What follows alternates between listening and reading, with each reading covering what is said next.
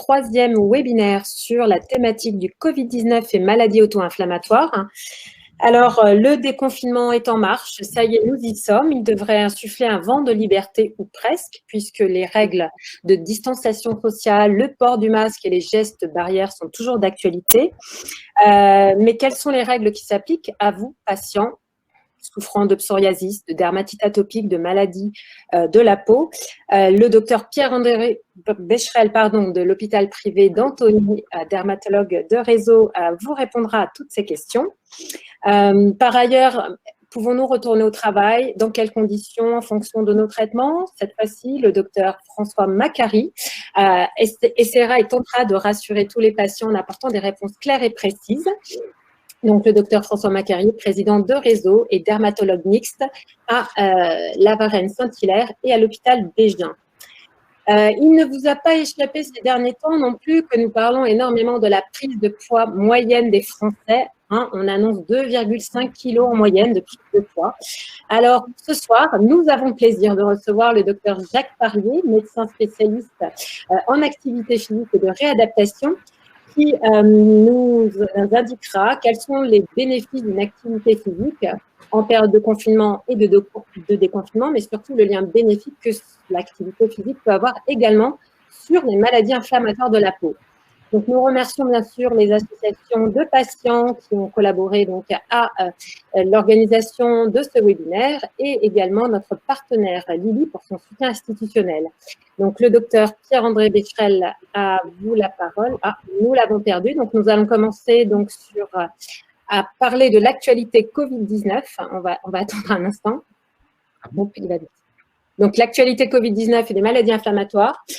Ensuite, nous passerons au traitement des dermatoses inflammatoires avec les précautions en période de déconfinement, le retour au travail comme je vous l'ai évoqué un peu plus tôt. Et enfin, nous passerons à la partie activité physique et maladies auto-immunes. Quel lien, quel bénéfice, quelle activité choisir grâce au docteur Jacques Parier. Bon, Dalila, bonsoir à tous. Je crois que Pierre-André, pour l'instant, a un problème de connexion, donc on va faire un petit peu les choses dans le désordre. Je pense que je vais directement aborder le problème des traitements parce que sur notre plateforme Doctoderm, c'est donc sur notre ligne d'écoute, je vous engage à ne pas hésiter à nous appeler, nous sommes là pour vous répondre. C'est vrai qu'il y a de nombreuses questions concernant le risque lié au traitement. Est-ce que le fait d'être vacciné est protecteur et que faire face au déconfinement et pour le travail. Donc, du coup, de nombreuses questions. Juste, je reviens parce que après 2 webinaires, il y a beaucoup encore d'interrogations sur les traitements locaux. Donc, pour dire qu'il n'y a aucun risque avec les corticoïdes locaux, sous forme de crème, de pommade, de gel, de mousse, de lotion, quelle que soit la forme et la puissance du corticoïde, vous pouvez vous appliquer ces traitements-là sans aucun risque, donc n'hésitez pas. Et aussi pour la dermatite atopique, le tacrolimus ne pose également aucun problème.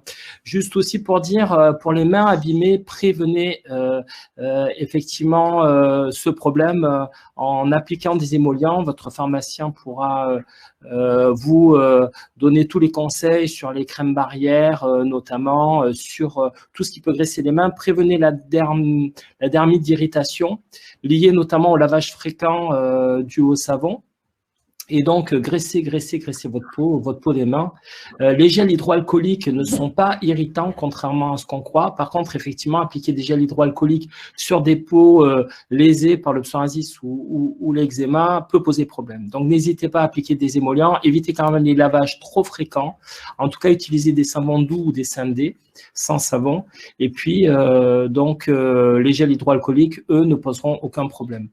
Donc, pour revenir sur les traitements, j'insiste beaucoup, si vous reconnaissez votre traitement sur cette diapositive, vous ne risquez rien. Vous n'êtes pas une personne à risque, il n'y a pas de surrisque infectieux. Donc, vous voyez, pour le psoriasis, il y a l'Otezla, le Soriatane, aucun risque avec ces traitements-là. Pour la dermatite atopique, le Toctino qui est donné pour les eczémas chroniques des mains et donc la biothérapie, du Pilumat, du Pixent. Vous n'avez aucun risque. Et pour ceux d'entre vous qui souffrent d'urticaire chronique spontanée et qui êtes sous xolaire, là encore, aucun problème avec l'omalizumab, le xolaire. Par contre, donc, si vous reconnaissez votre traitement sur cette diapositive, alors vous pourrez revoir, une fois de plus, ce webinaire en replay, donc vous pourrez prendre du temps pour reconnaître votre traitement parmi ceux-là. Donc là, vous êtes considéré effectivement comme plus fragile face au risque d'infection Covid-19. Alors quand même, pour vous rassurer, parce que cela fait maintenant plusieurs mois qu'il y a cette infection et donc bien entendu de nombreuses équipes internationales étudient un petit peu le risque des personnes sous traitement immunosuppresseur et face au risque Covid-19, les données qui reviennent des publications sont plutôt rassurantes et vont dans le bon sens.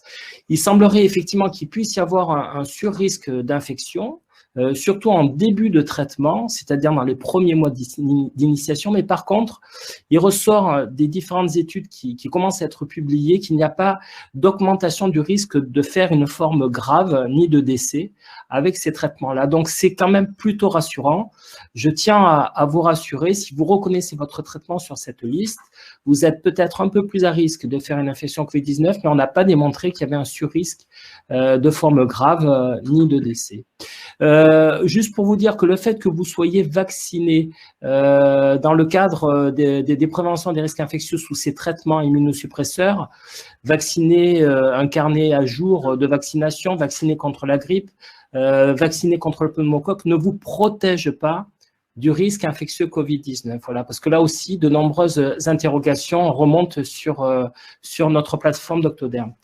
Alors, vous êtes sous ces traitements immunosuppresseurs, vous êtes considéré par la sécurité sociale, par les autorités de santé comme étant plus vulnérables, ce qui veut dire face au travail que votre employeur doit soit vous proposer du télétravail, soit s'il demande à ce que vous soyez présent sur votre lieu de travail, doit respecter strictement les mesures de précaution pour éviter d'être infecté par le Covid-19. Distanciation sociale d'au moins 1 mètre, masque, gel hydroalcoolique. Si tel n'est pas le cas, si vous ne pouvez pas télétravailler ou si sur votre lieu de travail, les mesures ne sont pas respectées, vous avez droit, si vous êtes salarié, à demander à ce que votre médecin traitant ou votre dermatologue vous fasse un certificat d'isolement. Donc, le certificat d'isolement, ce sont pour les personnes salariées. Pour les personnes qui ne sont pas salariées, votre médecin traitant ou votre dermatologue ou votre rhumatologue vous fera un arrêt de travail. Pour ce qui est du certificat d'isolement pour les salariés, donc la sécurité sociale distingue les personnes qui sont en ALD à 100%, c'est-à-dire prises en charge en totalité par la sécurité sociale pour leur affection. Donc là, pour avoir ce certificat d'isolement, il faut passer par déclare.amelie.fr. Pour les salariés qui ne sont pas considérés comme étant à 100%, à ce moment-là, c'est le médecin traitant ou le dermatologue ou le rhumatologue ou tout autre médecin qui établissent ce certificat. Voilà, donc là, c'était un petit peu les points importants que je voulais revoir. Tout au long de ce webinaire, nous répondrons avec le docteur Pierre-André au chat. Nous essaierons de faire au mieux. En tout cas, n'hésitez pas aussi à poser vos questions sur nos numéros verts. Donc, ce sont des appels non surtaxés.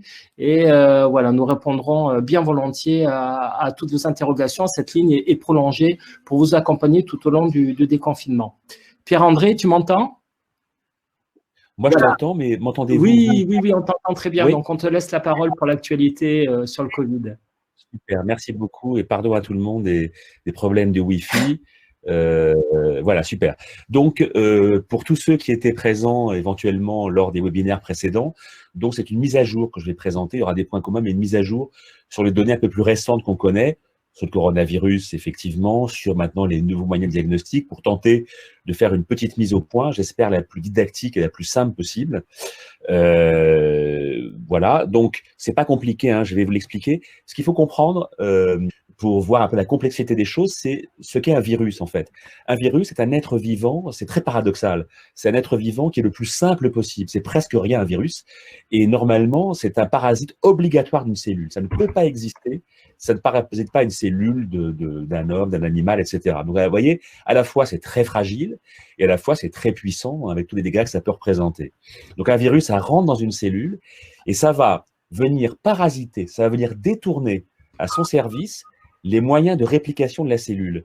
Le virus, en quelque sorte, trompe la cellule, il utilise toute l'énergie de la cellule pour sa propre réplication, et après, il sort de la cellule, en s'étant répliqué. Vous voyez, sur la partie droite de la diapo, il y a plein de particules virales qui sortent, et en sortant, bien sûr, elles détruisent la cellule hôte, et elles induisent une réaction inflammatoire qui, vous l'avez compris avec maintenant ce propos bien connu d'orage cytokinique ou inflammatoire. En plus, la réaction inflammatoire massive, elle peut créer de gros dégâts.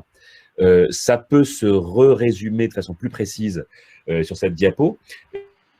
Et vous voyez, maintenant, on progresse beaucoup. On connaît un peu la façon dont le virus pénètre, notamment dans les cellules de la muqueuse du nez. Vous savez que c'est surtout par là qu'il pénètre. Vous voyez ces petites spicules rouges que vous voyez autour, qui sont ces récepteurs. Et ils s'accrochent à la cellule. Et ils s'accrochent d'ailleurs, maintenant on le sait, par un récepteur qui est, c'est curieux, mais c'est comme ça, qui est un récepteur d'antihypertenseurs que vous connaissez sûrement, valsartan, etc. C'est la même molécule en fait. Il se fixe là-dessus, il rentre. Et une fois qu'il est rentré, donc il détourne l'activité cellulaire, etc. Autre petit point que je voulais juste vous présenter, là aussi simplement pour expliquer la suite, c'est que sur cette diapo qui n'est pas compliquée du tout, c'est la même chose, le virus rentre dans la cellule comme vous le voyez, il va totalement détourner à son profit les modes de réplication, autrement dit, il se photocopie dans la cellule. Et particularité des virus, comme il utilise à son profit l'appareil, la machinerie cellulaire pour se multiplier, eh bien, comme ce n'est pas forcément adapté, souvent, il y a des petites anomalies qui se font lorsqu'il se photocopie en quelque sorte. Et donc, le virus, il mute. Il mute. Autrement dit, quand il ressort de la cellule, il n'est plus forcément identique à ce qu'on voit en haut, c'est-à-dire au moment où il sort de la cellule. La mutation, c'est plus ou moins important. On sait tous que pour la grippe, par exemple, c'est un phénomène important. Vous savez tous qu'on doit se vacciner tous les ans parce que le virus a suffisamment muté, changé pour ne plus être reconnu. Heureusement, pour le coronavirus, ce phénomène d'erreur en se multipliant, donc de mutation, semble assez peu important et donc il mute assez peu. Et donc on peut espérer, quand il y aura un vaccin, que le vaccin sera efficace, en tout cas sur la plupart des souches du virus et pendant quelques années. On verra, mais en tout cas, c'est ce qu'on en sait en ce moment. Juste pour redire que le mode de transmission, il est avant tout aérien, ça on le sait, et ça c'est toujours vrai, ça se confirme toujours, avec 5 à 7 jours en moyenne, 14 jours, vous savez qu'on parle toujours de mise en quarantaine de 14 jours, c'est, je dirais, le max du max, c'est parce que dans certains cas, on a montré que, mais c'est très rare, vraiment la grande majorité, c'est 5 à 7 jours, je dirais, pour faire la maladie d'incubation, comme on dit. Alors, un petit focus, par contre, maintenant, sur la façon de détecter. Et en fait, je vais commencer par ça, finalement, pour vous montrer en quelques mots la différence entre la PCR, qui est le mode actuel, et la sérologie qui est en train d'arriver. La PCR, vraiment, en termes simples, sinon vous me poserez des questions après, ça consiste, vous savez, vous avez tous vu, vous l'avez peut-être subi vous-même, le coton qu'on met dans les fosses nasales pour aller frotter un peu là où se trouve le virus. Et ensuite, que fait-on? Eh bien, vous voyez à gauche de la photo, vous avez donc le code génétique du virus. Je vous ai dit, un virus, c'est très simple. C'est un petit code génétique, une membrane autour. Tout seul, c'est rien. Et il faut que ça pénètre dans la cellule pour se multiplier et faire ses dégâts. Donc, on le connaît bien, ce code génétique. Le virus a été séquencé, comme on dit. Donc, on connaît exactement quel est. C'est comme un code informatique. Oui, non, etc. On sait exactement comment ça se comporte. Et donc, on a donc des petites sondes dans les puits qui vont venir reconnaître le code génétique du virus, il est là. Et puis, il y a une machinerie, il y a des enzymes qui vont multiplier. C'est comme une photocopieuse. La photocopier, vous voyez, au fur et à mesure qu'on va sur la droite de cette diapo, pour l'amplifier et le rendre visible en quelque sorte. Et là, on peut dire, au bout d'une heure ou 2 heures, on peut dire le virus, il est là ou pas. Autrement dit, la PCR, elle a pour intérêt pour confirmer une infection aiguë, quand le virus est là, dans vos fosses nasales. Mais 2-3 semaines après, soit parce que vous êtes guéri, soit parce que ça a été totalement asymptomatique, la PCR n'a plus d'intérêt, car effectivement, elle dit que le virus, le génome du virus, est là à un moment donné. S'il a disparu ou s'il n'a jamais été là, etc., on ne le trouve plus, donc il n'a plus d'intérêt. Alors que la sérologie qui est en train d'arriver, d'ailleurs elle est déjà là, mais il y a des problèmes de validation, on ne sait pas exactement, c'est totalement différent. La sérologie, on va rechercher des anticorps contre le virus. Les anticorps, c'est ce qui est dessiné en vert sur la diapo. Autrement dit, là, ce n'est plus le prélèvement dans le nez, mais c'est une prise de sang, parce que les anticorps, ils diffusent partout dans l'organisme et ils nous protègent. Quand on est vacciné, par exemple, contre la grippe, l'exemple que j'ai pris tout à l'heure, eh bien, l'organisme fait des anticorps qui vont circuler partout, et si on fait une prise de sang, on trouvera des anticorps contre la grippe, et qui vont, dès que le virus pénètre, se fixer sur le virus, la petite boule rouge que vous voyez sur, sur le petit schéma, pour le bloquer et l'empêcher. Autrement dit, la sérologie, ça veut dire que vous avez été en contact forcément avec le virus. Ça ne veut pas dire que c'est infectieux pour autant. Ça peut être 3-4 semaines après. Ça peut être une cicatrice dans le sang qui témoigne simplement qu'un jour donné, il y a 3 semaines, il y a 6 semaines, il y a 2 mois, vous avez été en contact avec ce virus. Donc ça donne une information différente de la PCR. Ça n'est plus l'infection uniquement à un stade aigu, mais c'est la preuve en quelque sorte qu'à un moment donné, vous avez été en contact avec le virus. C'est pour ça que ça a parfois de l'intérêt de le faire maintenant, quand il y a eu des manifestations cliniques un peu bizarres qu'on n'est pas sûr. Ça donnera une réponse de type oui, non, vous avez été ou non en contact. Le problème, c'est que, vous avez sûrement entendu parler, c'est que l'anticorps est là, mais est-il vraiment protecteur? C'est-à-dire que va-t-il vraiment être assez fort pour bloquer le virus et empêcher chez les gens qui ont l'anticorps de refaire l'infection plus tard? Eh bien, on n'est pas encore sûr exactement. Et ça pose aussi le problème et c'est pour ça que la sérologie n'est pas encore validée complètement par l'autorité de santé, parce qu'on ne sait pas encore si on dépiste vraiment des anticorps qui sont présents, qui témoignent de la présence du virus un jour, mais qui ne sont pas vraiment protecteurs, et donc on se sent forcément protégé, ou si au contraire ça dépiste des anticorps puissants qui eux vont bien bloquer le virus. Ça reste toujours un sujet en débat et qu'on espère résolu très vite. Alors, pour finir, là aussi, faire une petite mise au point, parce que c'est très, très débattu en ce moment, les traitements. Les traitements, il y a 800 essais cliniques dans le monde. Donc, je ne sais pas si vous vous rendez compte, tout le monde, dans tout... Ouais, problème de...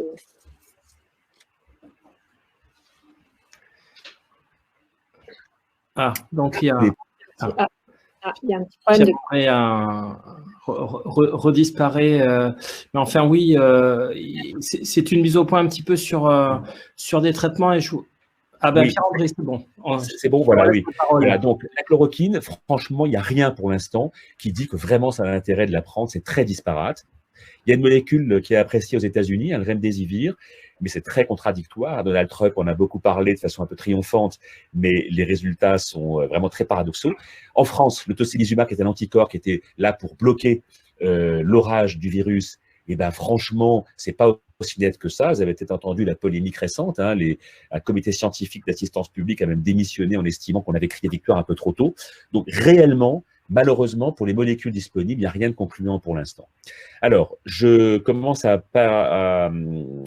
passer un petit peu trop de temps peut-être, donc pour laisser la parole à Jacques Parrier. Donc, je vais finir là-dessus. On pourra reparler dans la discussion, si vous voulez, après, de différences auto-inflammation, auto-immunité. Je rappelle simplement ce point capital. Vos maladies, psoriasis, maladie de Verneuil, ne vous rendent pas plus fragile en soi pour la maladie. C'est bien établi. Enfin, dernière diapo, pour vous rassurer tout de même, ce qui s'accumule, c'est que vraiment l'accumulation des données montre qu'il n'y a pas plus de risques vraiment avec ces maladies. Vous êtes tranquille, et notamment pour beaucoup de traitements, François en a déjà parlé. Et donc, les facteurs de risque, c'est quand même ce qu'on connaît, quoi, qui reste classique, l'obésité, les problèmes cardiovasculaires, etc. François en a un petit peu parlé, je reprécise juste la reprise des activités professionnelles. Oui, vraiment, pour la grande partie d'entre vous qui êtes traités, c'est possible, sous réserve d'avoir effectivement des bonnes fonctions barrières qui peuvent être respectées, etc. Télétravail, c'est bien sûr l'idéal. Ça se décide aussi un cas par cas, comme vous l'a dit François. Et le dernier exemple que je vous donnerai, c'est que la Société française de médecine du travail, vous voyez, pour les soignants, c'est-à-dire nous tous, infirmiers, aides-soignants, médecins, eh bien, il n'y a pas d'obligation pour un soignant, vous voyez, d'être sorti de son milieu de travail, s'il est un peu fragilisé, etc. Si les mesures sont bien respectées, c'est possible. Peut-être pas forcément dans des unités Covid où là, on est vraiment franchement exposé, mais même les soignants un peu fragilisés peuvent travailler quand les conditions sont bien respectées.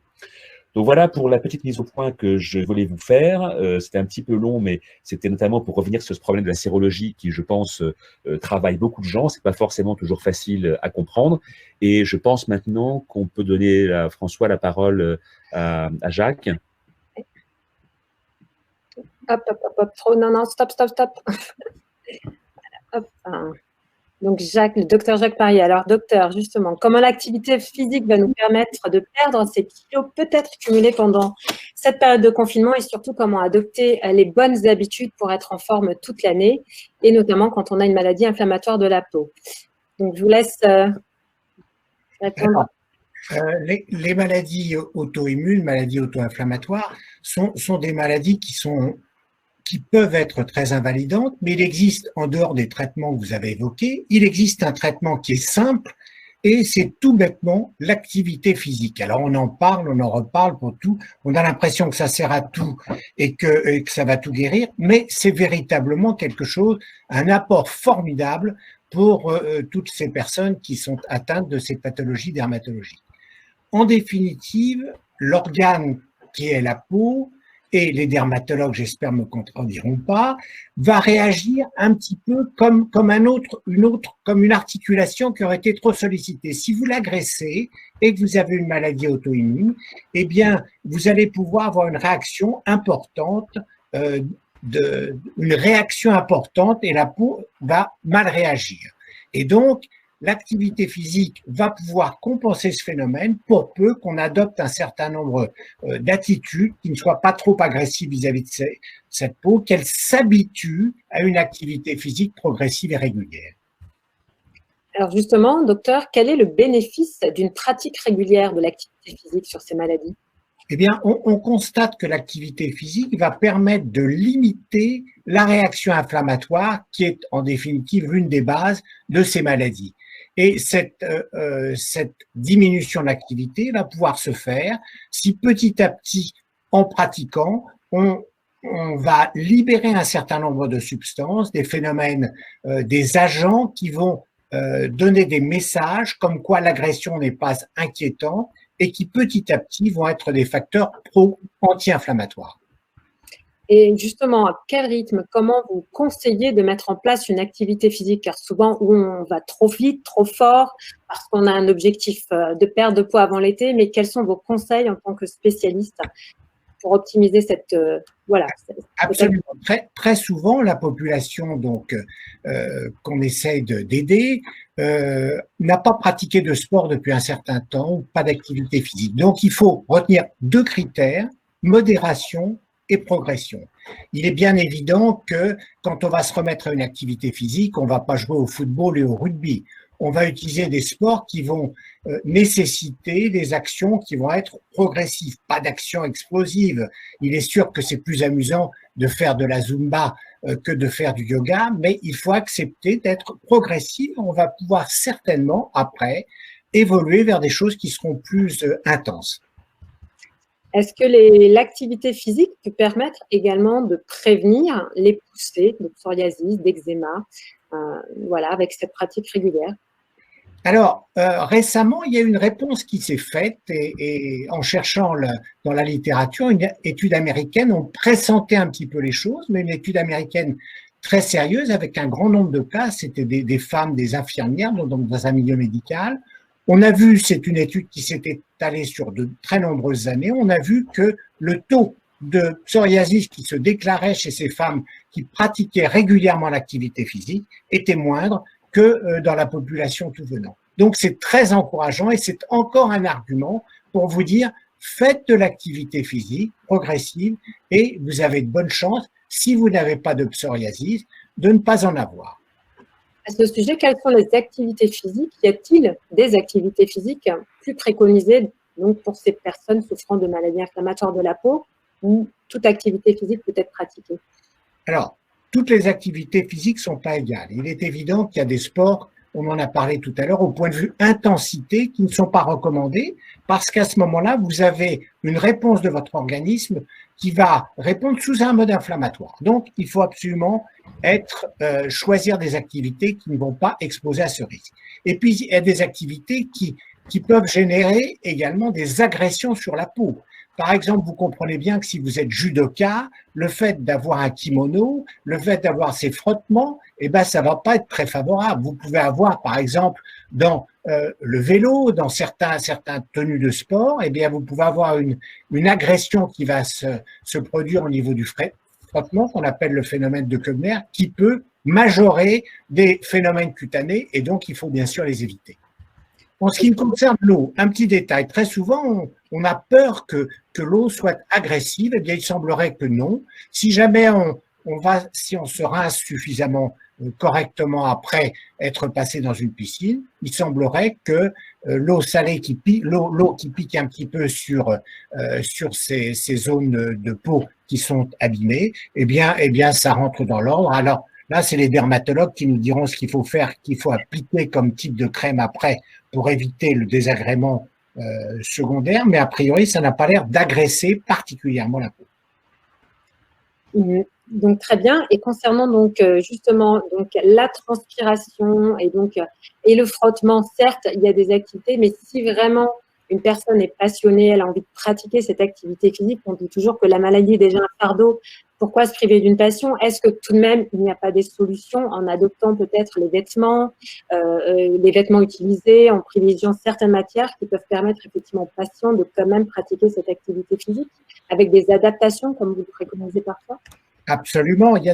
Pour prendre un exemple qui est un petit peu différent, on sait que, par exemple, les marathoniens ou les gens qui font énormément de courses à pied, eh bien, vont avoir des mammites, c'est-à-dire qu'ils vont avoir une inflammation au niveau du mamelon, alors qu'ils n'ont aucun problème cutané. Donc, on conçoit bien qu'une personne qui a malheureusement une peau qui n'est pas parfaite puisse avoir ce phénomène qui va s'exagérer. Et donc, il peut y avoir d'abord dans le choix des vêtements, dans d'éventuelles protections, pour permettre de limiter ce phénomène. Très bien, merci. Oui, juste Jacques, parce que je vois passer dans les questions là, donc nous avons des patients qui ont un rhumatisme articulaire, notamment un rhumatisme psoriasique. Ils demandent un petit peu quel type de sport est possible et quel type de sport n'est pas possible. Je vois qu'il y a plusieurs questions. Est-ce qu'il y a des sports à privilégier lorsqu'on a un rhumatisme? D'abord, est-ce qu'on a le droit de faire du sport quand on a un rhumatisme psoriasique, par exemple?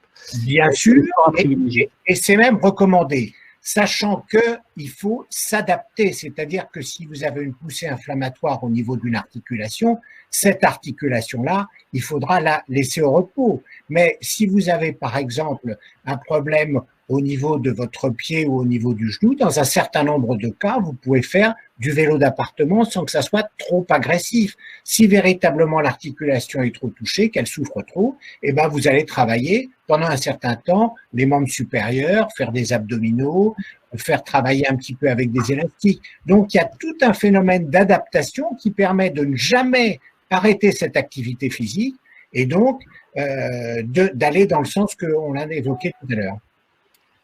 Est-ce que dans ce cas, docteur, vous conseillez justement de prendre conseil auprès d'un spécialiste, kinésithérapeute ou ostéopathe, pour justement trouver, en fonction du rhumatisme psoriatique, puisque chaque patient est différent, les meilleures, on va dire, activités ou les meilleurs exercices qui pourraient convenir aux patients, ou est-ce qu'il y a des recommandations générales?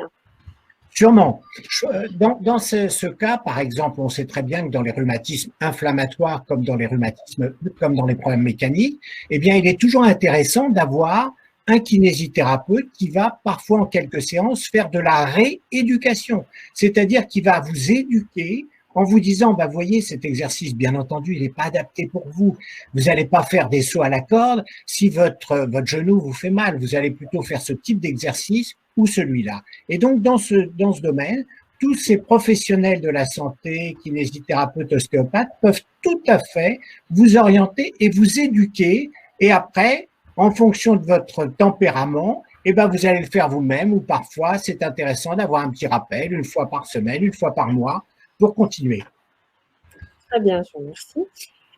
On sait effectivement, vous avez évoqué le lien entre le lien bénéfique des activités sportives sur les maladies inflammatoires. Est-ce que vous pourriez nous préciser un peu plus effectivement le rôle et pourquoi ça l'est finalement, notamment avec ces maladies ou ces comorbidités ou ces facteurs de risque associés dans les pathologies? Voilà, alors j'ai compris à force de fréquenter nos amis dermatologues qu'il y avait des comorbidités et le psoriasis n'était pas indépendant de l'obésité, de la prise exagérée d'alcool, du tabac.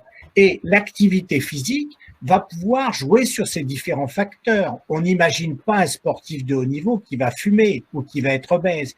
Et sans parler de sportifs de haut niveau, quand vous allez faire de l'activité physique, vous allez avoir une augmentation de ce qu'on appelle les MET. Alors, qu'est-ce que c'est que les MET? C'est la grande mode aujourd'hui de parler de MET, c'est-à-dire c'est votre dépense énergétique. Hein. Ça veut dire métabolique équivalent task. C'est une formule bien sûr américaine, anglaise, et qui va vous dire, par exemple, vous marchez, eh bien vous allez faire environ 3 mètres par heure. Vous allez faire du jardinage, ou vous allez faire de la marche à vitesse rapide, et vous allez augmenter jusqu'à… Et on sait parfaitement bien que plus vos mètres augmentent, plus vous allez améliorer les différents éléments dont on a parlé, notamment l'IMC, les facteurs d'obésité ou de surpoids, et vous allez dans le bon sens pour toutes nos maladies auto-immunes. Et puis également, vous allez faciliter la sécrétion d'un certain nombre de transmetteurs qui vont limiter l'inflammation également. Très bien. Qu'en est-il des traitements qui sont pris par les patients, justement? Alors, en ce qui concerne les traitements, là encore, nos amis dermatologues sont beaucoup plus à même que moi de dire les inconvénients, mais d'après ce que j'ai pu savoir, et dans les sports qui peuvent être pratiqués, il y a certains médicaments que vous prescrivez, par exemple, je crois savoir que le Soriatane, par exemple, va faciliter une sécheresse cutanée, va faciliter les ampoules. Eh bien, dans ces cas-là, on va pouvoir donc prévenir cela par différentes protections locales. Autrement, dans ce que je peux savoir, les médicaments qui sont prescrits pour ces pathologies dermatologiques ne posent pas de problème particulier pour la pratique du sport. On parle actuellement d'un sport loisir. Si on parle de sport de très haut niveau, peut-être qu'il y aura certaines choses qu'il faudra éviter, mais pas cela. Très bien, je vous remercie. Quel conseil prodigueriez-vous finalement aux personnes également qui continuent à télétravailler, puisque le déconfinement est en marche, mais il est progressif et certains continuent à travailler à domicile? Alors, cette période de confinement, elle a eu un effet positif et puis un effet délétère. L'effet délétère, c'est que vous allez être amené à être de longues heures devant un ordinateur le plus souvent, comme on le voit sur la photo, et bien souvent, c'est pas du tout adapté. C'est-à-dire que vous travaillez sur la table de cuisine. Encore récemment, un patient me disait qu'il travaillait sur son lit parce que l'appartement était petit et qu'il ne pouvait pas aller dans la pièce principale. Donc, l'installation est absolument fondamentale. Il faut respecter un certain nombre de choses, on voit cette jeune femme sur la photo qui a les bras à peu près à 90 degrés, qui a un dossier pour s'appuyer, qui a un écran à peu près à hauteur des yeux, peut-être un petit peu bas. Donc, il faut absolument veiller à tous ces éléments. Ensuite, en fonction des individus, beaucoup d'entre nous avons plus ou moins mal au dos, eh bien, il va falloir se lever un petit peu régulièrement. Pour certains, ça va être toutes les 20 minutes, 30 minutes, 60 minutes, faut voir. La fameuse machine à café, dont on parle souvent, peut être également utile pour se déplacer un petit peu et changer de position. Et puis là encore, puisqu'on est confiné, on a quand même un petit peu de temps, on va éliminer le temps des trajets, faut en profiter peut-être pour avoir une activité physique un petit peu régulière. Donc, ça peut être du vélo d'appartement, ça peut être de la marche rapide autour de son habitation, etc. Très bien, je vous remercie. Est-ce que, pour finir, vous aviez un conseil, pour permettre aux gens qui n'ont pas encore franchi le pas ou de la salle de sport ou démarrer une activité physique jusqu'à présent, car dans une de vos slides, il était indiqué que 50% des patients n'exercent pas d'activité physique, alors pour des raisons diverses, parce qu'ils peuvent avoir honte d'aller dans une salle de sport, parce qu'on n'est pas à l'aise avec son corps. Quel conseil donneriez-vous pour franchir ce pas, comme vous le disiez tout à l'heure? Si jamais par ce petit webinaire, on réussit à convertir un certain nombre d'entre vous à l'activité sportive, on a franchi un pas formidable et c'est véritablement, j'ai la chance de fréquenter ce milieu sportif et de voir les bienfaits de cette activité sportive. Quand on a des relations avec les gens qui s'occupent de cancer du sein, cancer du côlon, la maladie d'Alzheimer, le psoriasis, eh bien, on constate que si jamais on réussit à vous convertir, après, vous direz, mais oui, mais c'est ça qu'il faut que je fasse. Et ils ont raison. Vous perdrez un peu de poids, vous serez plus en forme. On sait très bien que 20 années d'activité physique, 3 heures par semaine, c'est 10 années supplémentaires de vie en bonne santé. Ça, c'est un bon contrat que vous fournira pas votre banquier, hein, je peux vous garantir. Voilà. Là, je crois que vous avez réussi à nous convaincre. Merci, docteur Parier. Je ne sais pas si docteur Macari, docteur Pierre-André Becherel, vous avez un petit mot à ajouter. Oui, on voit beaucoup de questions là qui défilent. Hein, alors, je tiens juste à dire, je suis désolé pour nos patients, mais ce n'est pas une consultation, hein, ce webinaire. Nous essayons de vous donner des informations. Nous faisons de notre mieux, hein, pour vous accompagner lors de cette infection Covid. Mais voilà, là, si vous avez des problèmes avec votre traitement pas suffisamment efficace ou s'il y a des effets secondaires, bien entendu, nous vous recommandons de vous rapprocher de votre dermatologue. Il existe de très nombreux traitements à présent pour le psoriasis. Pour la dermatite atopique, des traitements très efficaces sont en train d'arriver, hein, ou vont arriver très prochainement. Et pour la maladie de Verneuil, Pierre-André, hein, j'espère que nous allons avoir vraiment le bonheur, hein, de voir arriver des traitements efficaces dans un horizon à peu près de 18 à 24 mois, j'espère. Mais donc voilà, hein, si vous avez des soucis avec votre traitement, ça, nous ne sommes pas là pour y répondre. Après, il y a des problèmes sur les mains, hein, donc nos patients psoriasis ou eczéma, qui souffrent d'eczéma, se posent la question, est-ce que je risque d'attraper le Covid avec des mains effectivement sur lesquelles il y a des lésions, hein, qui sont abîmées par la maladie? Ben oui, quand même, hein, ça c'est sûr.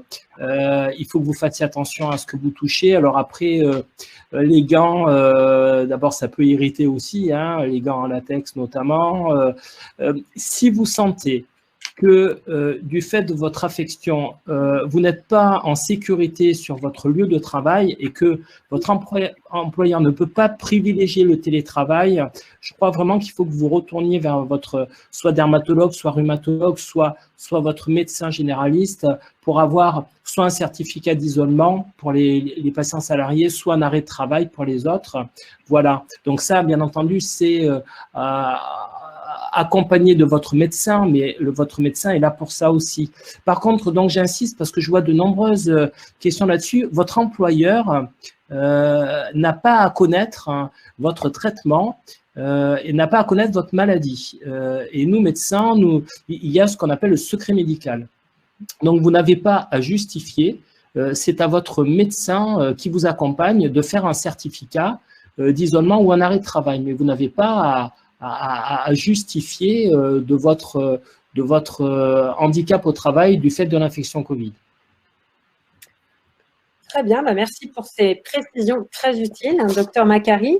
Alors, vous avez désormais toutes les clés en main pour perdre les kilos cumulés peut-être pendant le confinement, pour retrouver la forme ou pour transformer vos habitudes et finalement retrouver un tonus d'enfer. Vous ne pouvez pas changer le futur, mais vous pouvez changer vos habitudes et celles-ci changeront votre futur. Dalila, juste parce que je vois, donc nous rappelons que les cabinets médicaux ont rouvert, hein, de façon importante depuis le 11 mai. Hein. Donc, ça y est, nous reprenons dans les cabinets en ville les consultations et dans les hôpitaux. Je sais que Pierre-André est sur le pont et n'a jamais cessé de consulter, mais au niveau des hôpitaux publics, les consultations reprennent depuis le 11 mai. Hein, donc, reprenez contact avec votre médecin. Et pour mes patients, n'hésitez pas à appeler mon secrétariat, à appeler le numéro, mais revenez vers votre médecin, les cabinets ont rouvert. Voilà, et si jamais vous avez une précision, Dalila, tu m'entends? Oui, tout à fait, vas-y Pierre-André. Une précision, parce que je vois la question à plusieurs reprises et elle est importante parce que c'était un peu court, donc on n'a pas pu tout réaborder, mais je vois par exemple Cynthia, d'autres questions qui posent le problème. Mon psoriasis non traité me rend-il plus à risque de faire une infection ou une infection plus sévère avec le fameux orage cytokinique? La réponse clairement est non. Hein, ce sont des maladies auto-inflammatoires, donc je le redis encore une fois pour vraiment vous n'ayez pas des craintes excessives. Psoriasis comme verneuil en soi ne vous prédispose pas à attraper le Covid ou, si vous l'avez attrapé comme n'importe qui, à faire une forme plus sévère de l'infection. Absolument pas. Il faut être rassuré sur ce plan-là, en respectant une fois encore les gestes barrières tels qu'on les connaît tous maintenant. Vous n'êtes pas plus à risque. Hein. C'est clair, pas de panique sur ce point. Oui, merci. Voilà. Et puis, vous pourrez revoir le webinaire en replay, Dalila, parce que je vois qu'il y a des questions. Alors, le webinaire est disponible en replay. Pour ceux qui ont participé, vous allez recevoir automatiquement un lien avec le replay. Vous n'avez rien à faire. Il arrivera chez vous dans votre boîte dans quelques secondes. Pour les autres, pour ceux qui ne sont pas inscrits, de toute façon, il suffit juste de demander à voir le webinaire et ce sera fait dans quelques secondes. L'article sur l'activité physique et le lien est désormais en ligne sur le site www.resobso.fr. N'hésitez pas à aller consulter l'article pour voir plus en détail les conseils pratiques et toutes les petites astuces que nous a données pendant tout ce webinaire le docteur Jacques Parier. Donc voilà, et toutes les autres informations sont également disponibles sur nos sites, le site doctoderm.fr, le site Resobso, Réseau Eczéma, réseauverneuil.fr. Merci, docteur Parier, docteur Macari, docteur Becherel, pour avoir répondu à toutes ces questions. Merci à tous les téléspectateurs et au prochain webinaire. À bientôt. À très bientôt. Au revoir à tous et prenez soin de vous.